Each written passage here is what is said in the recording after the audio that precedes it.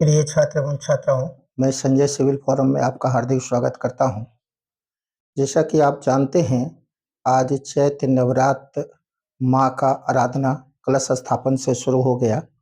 आज पहली पूजा है, तो जितने भी civil history by Sanjay civil forum के सदस्य हैं, मेरे परिवारगण हैं, उसको शुभ कामना। माँ इतनी शक्ति दे आपको कि आपकी कामयाबी भारत में किसी भी एग्जाम में सुनिश्चित हो। इसकी ढेरों ढेरों शुभकामना नवरात्रि का। तो मैं आज वीडियो आगे बढ़ा रहा हूँ। तो कल जैसा कि आप परिचित हैं, मेरे वीडियो से भली भांति परिचित हैं और हजारों बच्चे मेरे वीडियो को पसंद कर रहे हैं और इसका लाभ भी ले रहे हैं। मुझे इससे बड़ी खुशी कुछ नहीं हो सकती है।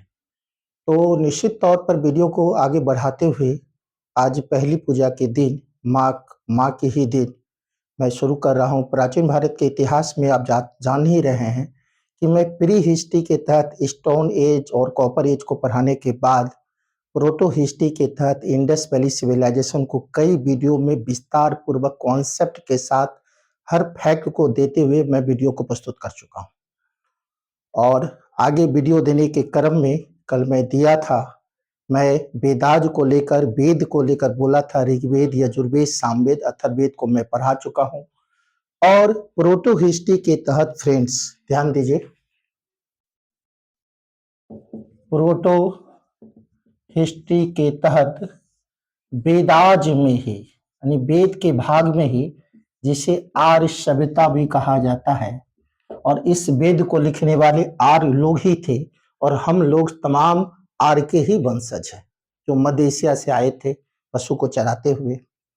और निश्चित तौर पर आर्य के द्वारा ही ऋग्वेद, यजुर्वेद, सामवेद, अथर्ववेद और हिंदू धर्म का सबसे पहला पवित्र ग्रंथ वेद को ही माना जाता है।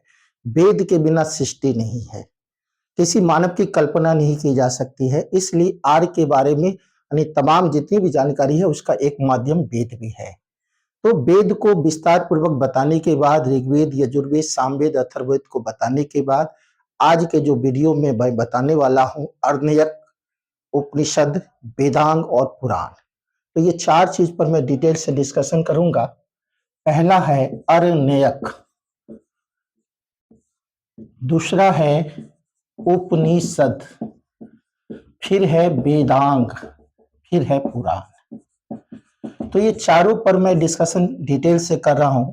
किसी भी एग्जाम में जब कॉन्सेप्ट से बहुत अंदर से गहराई से क्वेश्चन आते हैं, खासकर यूपीएससी में और पीसीएस के बड़े बड़े एग्जाम में, उसमें एंशिएंट में यह क्वेश्चन को डाला जाता है। चाहे उत्तर प्रदेश लोक सेवा आयोग हो, मध्य प्रदेश लोक सेवा आयोग हो, राजस्थान लोक सेवा आयोग हो और यूनियन पब्लिक सर्विस कमीशन हो और स्टेट की कमीशन हो।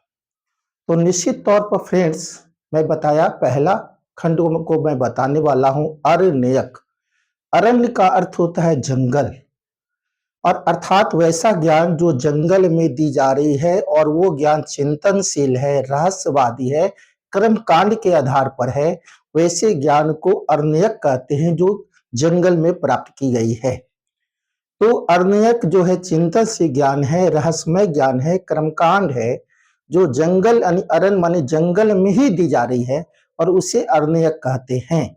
अब यह अरण्यक की संख्या 7 है। इसका मतलब हुआ कि यह जो चिंता है, यज्ञ कितने बजे आयोजन होगा, कितनी अवधि तक होगा, यज्ञ में कौन कौन से सामग्री लगेंगे, ये सब की चिंता अरण्यक में बताई गई है और इसकी संख्या 7 है।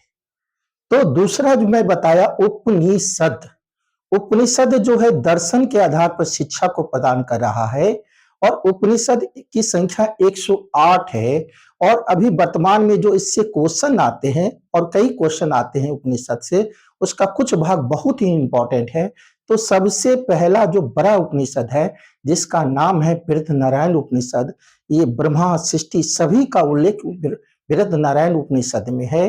राजा जनक का भी जिक्र बृहद उपनिषद में है, यानी सबसे प्राचीन और बड़ा उपनिषद जो है बृहदनारायण उपनिषद है। That's all.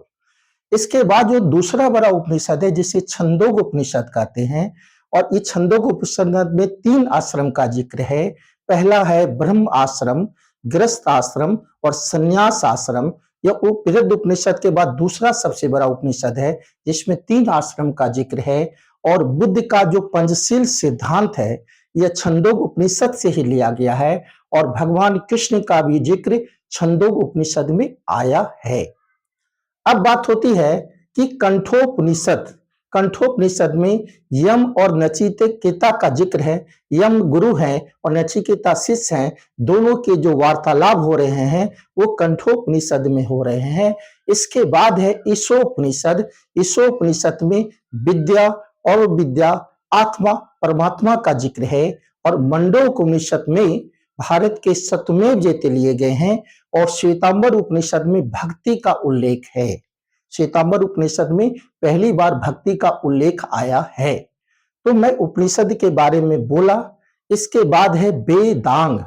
वेद के स्वरूप को भली भांति समझने के लिए आर्य के द्वारा वेदांग की रचना हुई। और वेदांग की संख्या 6 है जिसमें शिक्षा है, शिक्षा को नाक बताया गया है। व्याकरण दूसरा है जिसको मुख बताया गया है। ज्योतिषी तीसरा है जिसको नेत्र बताया गया है। छंद जो है चौथा है जिसको पैर बताया गया है। कल्प हाथ है, हाथ बताया गया पचमा है। और निरुक्त को छठा स्रोत बताया गया है। तो वेदांग की संख्या कितनी हो गई? 6 हो गई। वेद के स्वरूप को अच्छा ढंग से समझने के लिए वेदांग की रचना आर्य के द्वारा संभव हो पाई। अब बात होती है पुराण। पुराण जो है प्राचीन शब्द से निकला है जिसका अर्थ होता है प्राचीन। और पुराण से ही किसी जो है प्राचीन भारत के इतिहास में वंश का पता लगता है। और सबसे पहला जो पुराण है उसका नाम है मत्स्य पुराण। विष्णु के 10 अवतार हैं। विष्णु जब पहला मछली का अवतार समुद्र में जन्म लिए और उसका उद्भव हुआ विष्णु का पहला अवतार, जिसमें वो मत्स्य अवतार में जो है विष्णु के पहले अवतार को बताया गया है। और इसी मत्स्य अवतार में जो है शुंग वंश के बारे में बताया गया है, सातवाहन वंश के बारे में बताया गया है मत्स्य पुराण में। आरंभिक गुप्त वंश के बारे में भी मत्स्य पुराण में बताया गया है।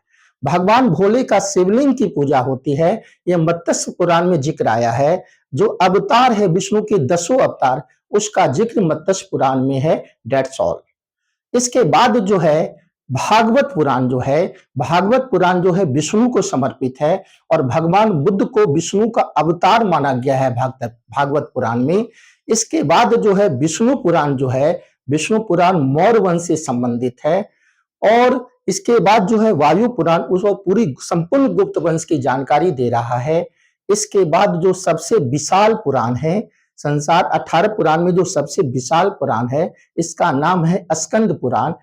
जितने भी जो हिंदू धर्म में तीर्थ स्थान है, केदारनाथ हो, बद्रीनाथ हो, भगवान काशी हो, बैजनाथ हो, सभी का जिक्र जो है स्कंद पुराण में आया है। अभी नवरात्र का शुरू हो गया, माँ का आराधना, और ये माँ का जो जिक्र है पुराण में आया है जिसका नाम है मार्कंडेय पुराण। तो मार्कंडेय पुराण से दुर्गा सप्तशती चंडिका का पाठ है जिसे मार्कंडेय ऋषि ने लिखा था। तो मैं पूरा ये पुराण को बताया फ्रेंड्स। तो यह पुराण से संबंधित बहुत सारी जानकारी आपको मिल गई होगी। पुराण से क्या क्या लिया गया है, बहुत सारी चीज को मैंने बताया है ना।